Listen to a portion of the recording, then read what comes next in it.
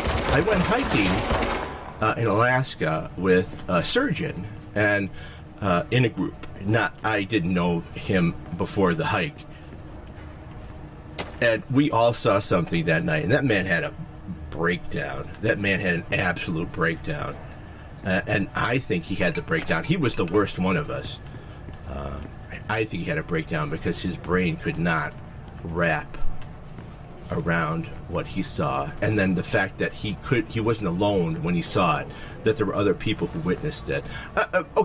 Long story short, hiking in Alaska, it was a big trip for me. I love to hike. It ended in me going to a bay. I say the Bering Strait, but I was in a bay, and I got the kayak. I was a very young person. I had some money. It was nice. It was a wonderful time. It was one of the best trips I ever had in my life. But anyway, as part of the group, there was an older surgeon there, and we had talked. I think he was from Cleveland. I can't remember anybody's name, but I remember that. And so we're walking up. Effectively, we're walking up a glacier, and the glacier is so old that it doesn't look like. It doesn't look like ice, right? You go there and it's covered with dirt. And some of it even have plant life.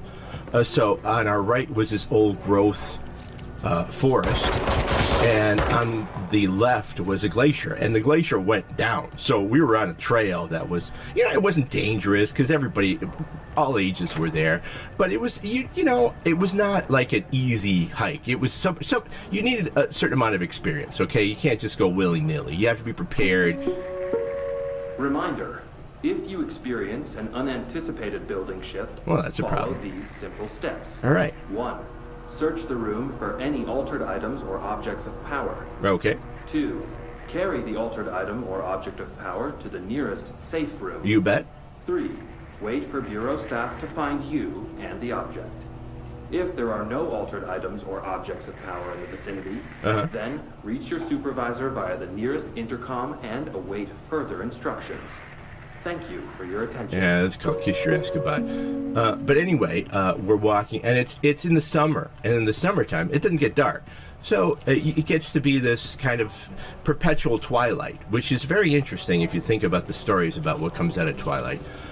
So we're walking, and we see these, for lack of a better word, I have words for them, but for now I'll just say they're glowing softballs. And you can't quite tell the color. To this day, I will try to think, well, maybe it was a different color, but you can't.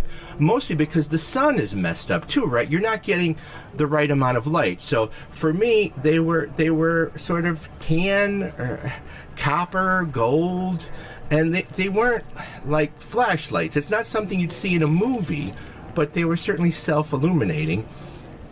And I don't know, there were at least 5 of them.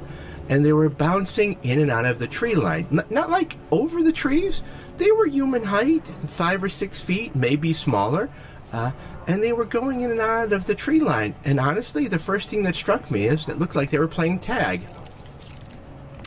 And me being the person who I was, I wanted to go look. And the guide was not having it. You could tell that the guide had seen it so many times, which is a whole different thing about reality. The guy had seen it so many times, and he dealt with it so many times. Yeah, come on, let's go. But this is what's really exciting. Like you, Klein. Hey, look at this. This is my teleporter. Boom. Yeah. We shifted through space and time. But take a look at my garden. Like that. Just exactly like that.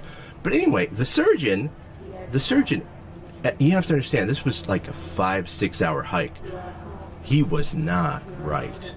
He had a breakdown. He had an absolute breakdown. I remember him like, what was that? What was that? You didn't see that? What was that? It was like denial at first, and then we had to calm that man down. And the biggest thing was the guide, I think, had dealt with it before, because he got us out of there quick. I wanted to stop. People want to take pictures. No, we just keep going.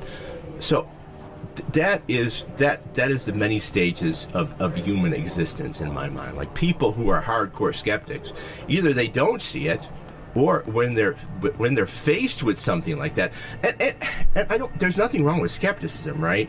When I talk to somebody and they say, "Oh yeah, I'm really an alien from Zeta Reticuli," yeah, I'm going to be a skeptic.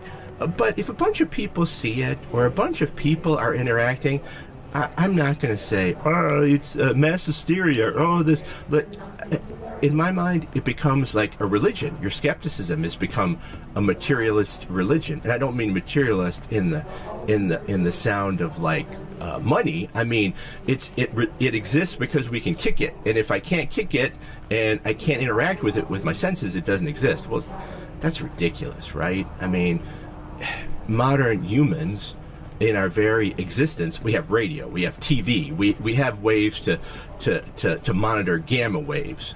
I mean, we can't see those.